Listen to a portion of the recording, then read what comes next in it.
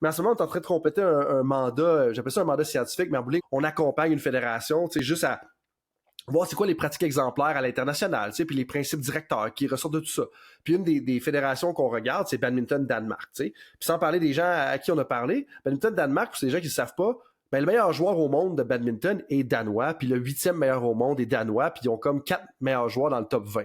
On penserait tout aux pays d'Asie, mais moi, j'avais aucune idée que le badminton au Danemark était super populaire, puis était vraiment bon là-dedans. Puis tu sais, comme eux-mêmes, là, c'est un petit pays, là, mais eux, Oui, ils ne oui, font oui. pas de compétition nationale, si on pourrait dire l'équivalent de compétition provinciale. Je pense que j'étais là-dedans ce matin, mais c'est avant l'âge de 13 ans.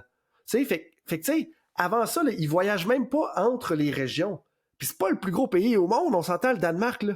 Je suis comme, pourquoi nous, on a besoin de partir de Ottawa puis de s'en aller à Windsor à 8 ans? Tu sais, je veux Oui, dire, oui, c'est quoi c'est ça. l'intérêt là-dedans? Puis ça, je pense Mhm. que c'est important. Ou est-ce que puis ça revient que oui, on a besoin, les meilleurs ont besoin de pratiquer avec les meilleurs, à un certain point dans le développement de l'athlète.